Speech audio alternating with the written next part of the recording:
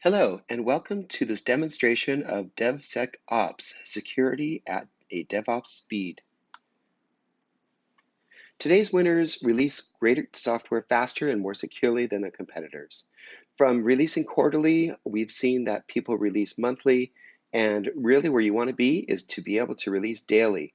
And you want to have these releases be as secure as possible and as quickly as possible to get your new features out to your customers as soon as possible. This is a way that people compete to be the best of breed within their area. And how do they do this? Well, back in the day, developers needed to develop directly within their applications. But today, we assemble our applications through the use of third-party components. But with this, we have some pros and cons. The pros are that we can build applications faster. The cons are that these software components that we use could have problems associated with them. We also find that some of these components age like milk and not like wine, in so much as they can tend to have vulnerabilities that are discovered further down the road that were not known at the time of the assembly. And that Gartner believes that 99% of the vulnerabilities exploited by the end of 2020 will continue to be the ones known by security and IT professionals at the time of the incident. A lot of folks have what we know as technical debt, that they know that these vulnerabilities exist within their applications, but they haven't gone through the remediation process for them yet. So how we produce software, we start with a template like struts. We learn the framework as we go along, and then containerize it so we can deploy it wherever we have Docker or Kubernetes working. We just deploy it to a server and we're good to go. However, in the Equifax story, we know that the Apache Struts component had a vulnerability, and Apache was good to fix this vulnerability on the same day that the vulnerability was found. However, that vulnerability was built into applications that were made public, such as Equifax, the Canadian Revenue Agency, etc. So within 3 days in March, we found that there were breaches that were being exploited with the Struts2 vulnerability, and we know the rest of the story. Data was lost, it was stolen from many companies that were employing the Struts component. So even today, we have over 8,000 companies that continue to download vulnerable versions of Struts, which makes up about 57% of the Fortune 100.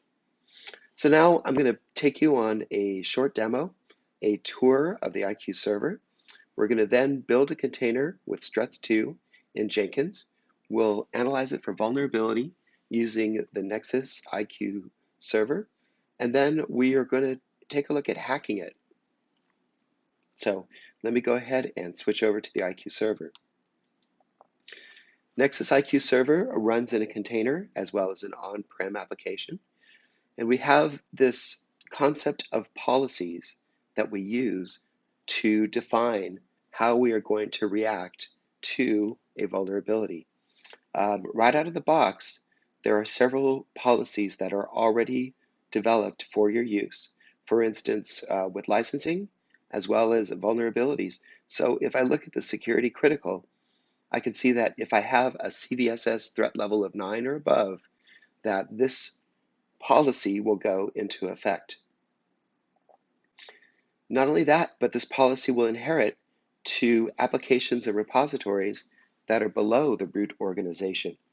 So I can define what types of actions I'd like to take with this policy. So for the proxy, this refers to our firewall product, such that it will block any bad components from being downloaded into your local repository. So I can take no action, I can choose to warn, or I can choose to fail the build. Also within development, I can choose to not take an action, but to warn or to fail, build and stage, etc. You'll notice that as I move further along the SDLC, the stage and release, I'm failing builds. But I may not want to do that for developers because we want to not have them be hampered with failed builds. We want to allow them to be able to develop. For today's demonstration, I'm going to go ahead and ask that a build fail upon a security vulnerability defined here for having a CVSS score of 9 or above. And I'm also going to create a ticket in Jira based on the develop, build, stage, and release parts of the SDLC. I also have the ability to send an email if I'd like, perhaps to the security group, warning them of this problem within their application. So let me go ahead and show you how we're going to build this application. So let me go ahead and go over to a terminal. And within this terminal, I have cloned a Struts2 application that has the vulnerability in it. So if I take a look at what I have here, I have a Docker file, I've got a Jenkins file, my license, a README, etc. I also have a Python script that allow me to be able to hack the vulnerable application. So let me go ahead and build it from the command line. So I've created a wrapper of Maven that allows me to be able to create the build. So I'm going to go ahead and do that.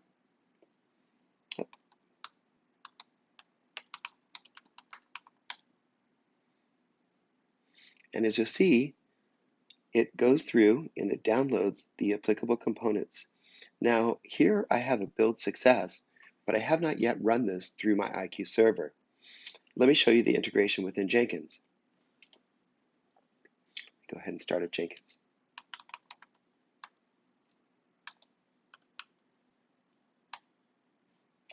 Go ahead and log in. And here I have my application. How the IQ server gets integrated with Jenkins is directly within Jenkins itself. When I go through and configure, I can set exactly where my IQ server exists in terms of the URL and the credentials. I'm going to go ahead and test the connection to ensure that we're connected, and you'll see that now. Okay, go back to my project I've created. I haven't done any updates there. So let me go ahead and go here and show you. As you recall, I created a fail policy. In fact, let me go ahead and verify that for my build stage. Go ahead and update that. All right, let's go back into Jenkins and let's go ahead and build our application. So right now it is using my Jenkins file to be able to go through and do the build, much like what I did on the command line.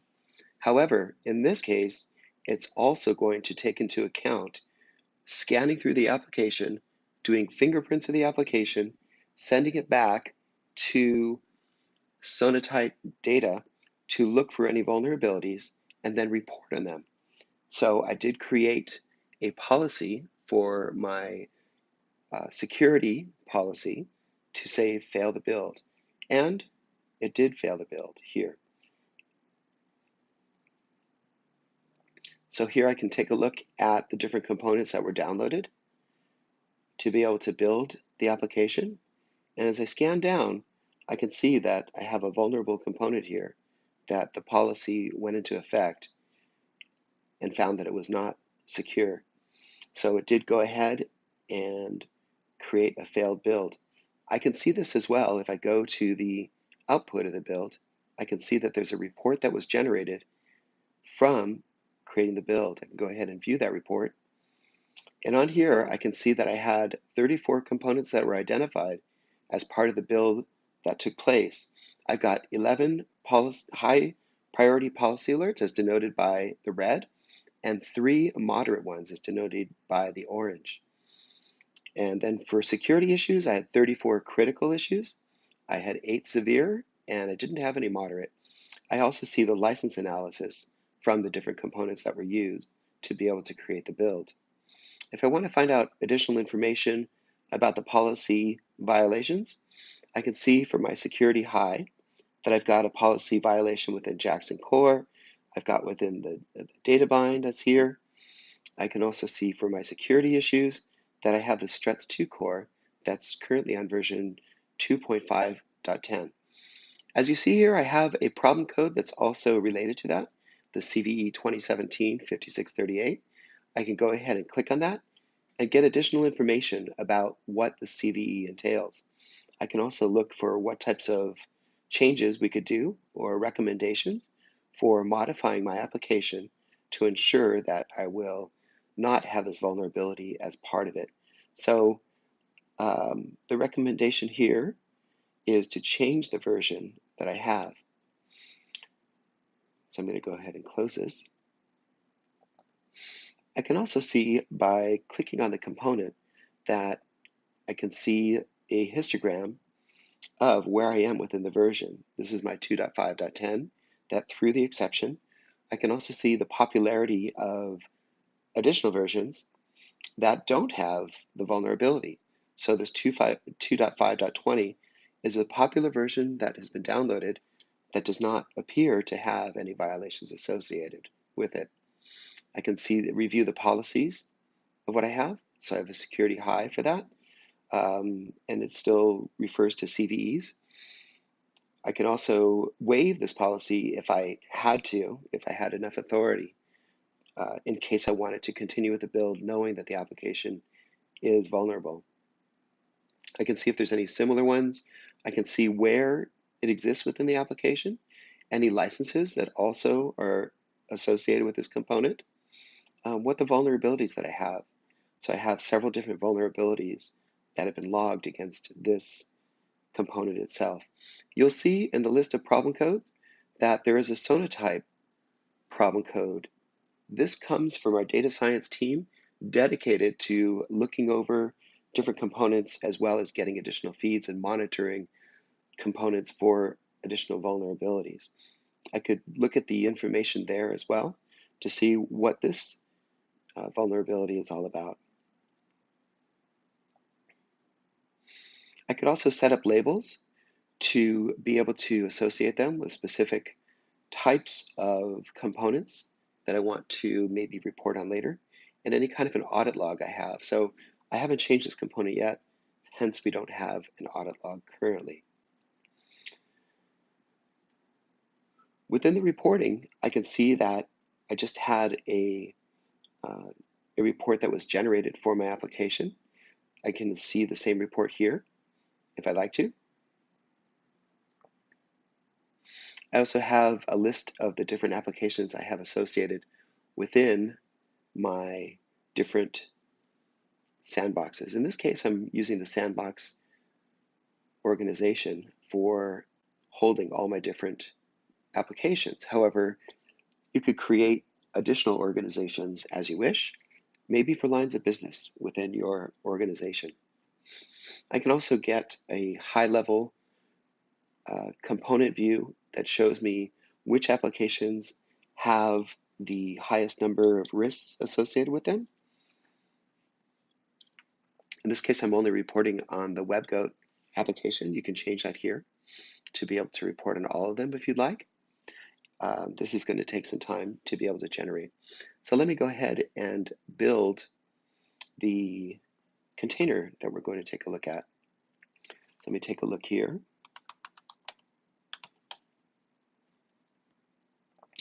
So I already have one that's running. Let me go ahead and stop that.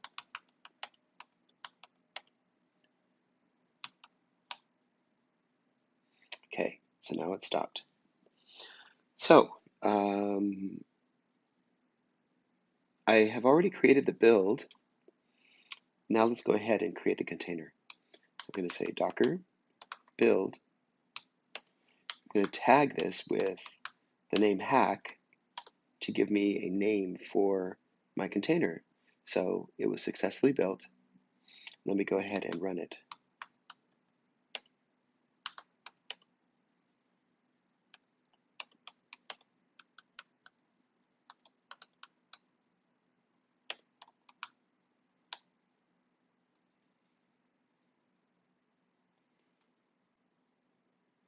Oh.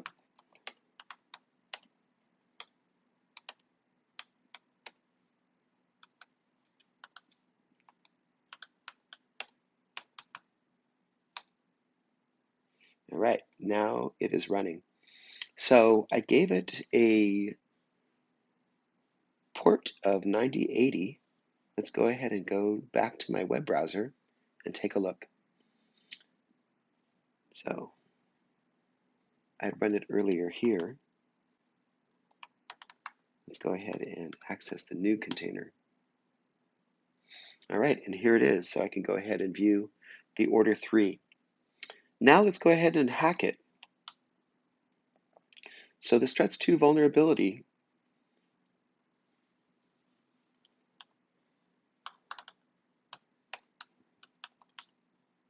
allows me, let me go ahead and take a look at my history. So I have my Python exploit.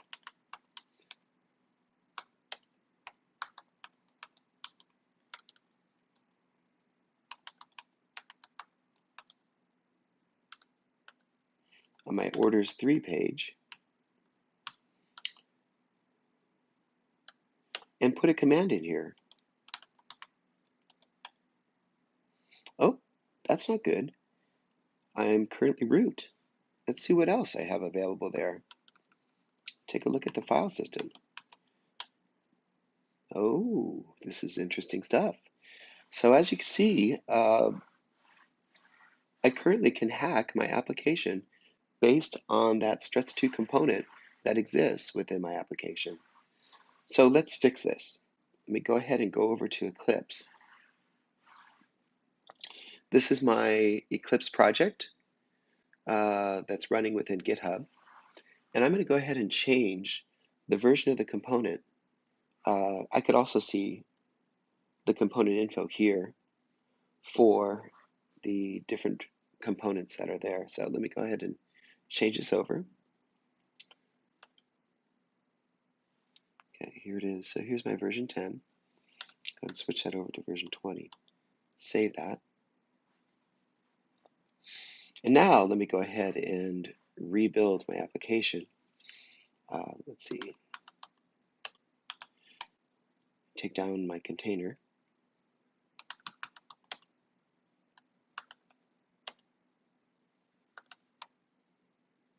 All right.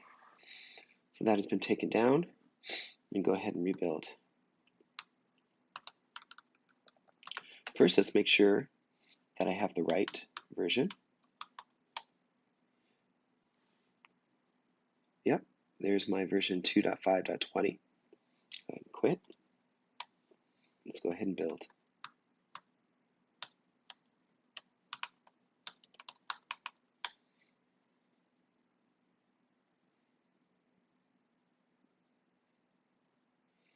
All right, and let's go ahead and create another Docker container from my current version of my struts. I'm going to call it unhack. All right, now it has been built. I'll go ahead and run the container.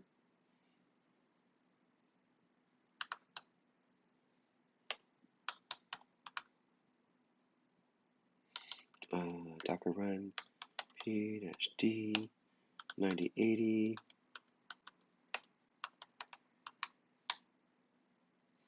I don't think I got that quite right.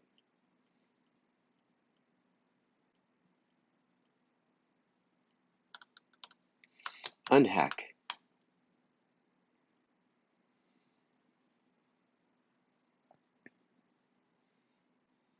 Oh, Docker images.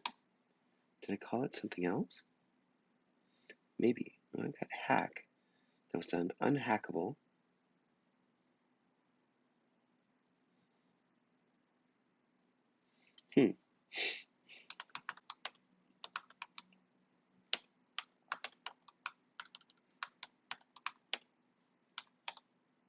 Try it again. Copy failed. No such file or directory. Let's try it again.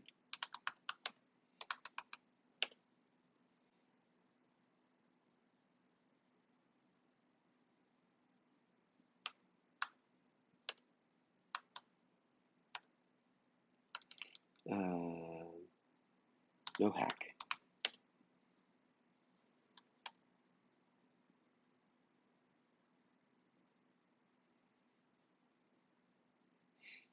Hmm.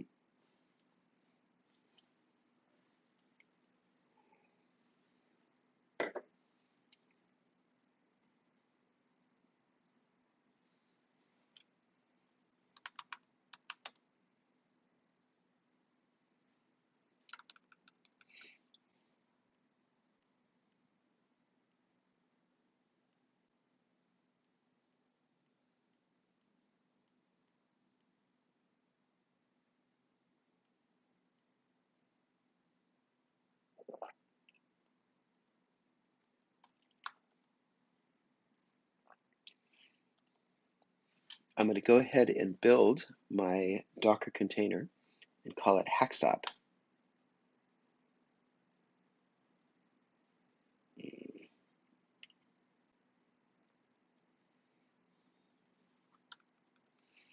Call it Stop Hack.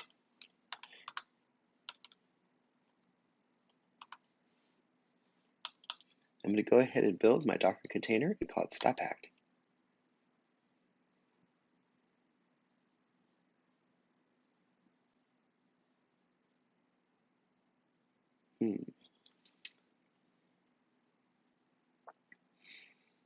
So from this new POM file, I'm going to go ahead and run a new build. Let's go ahead and go into my run configurations. I'm going to call it a clean install.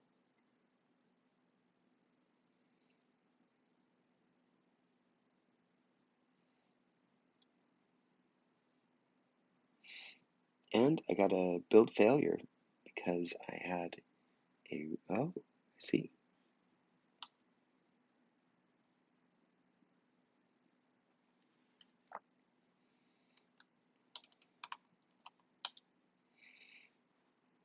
All right, I'm going to go ahead and build my application.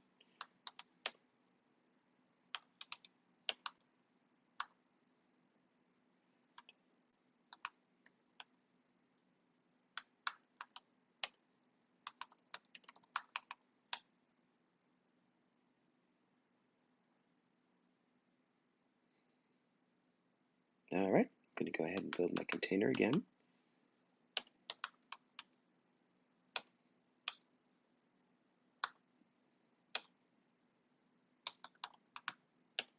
Call it no hack.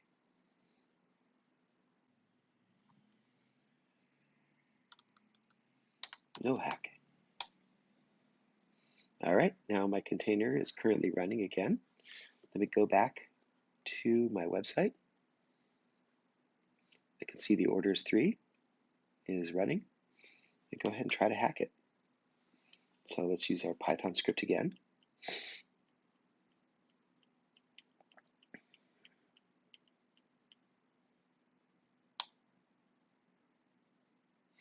And now I get a different response than what I had before. I just get back my HTML that I have from the page itself. We have fixed our component within our environment. So thanks to Eclipse and thanks to the IQ server, we have now remediated this problem that we had. Thank you so much for viewing this demonstration. I look forward to our next time.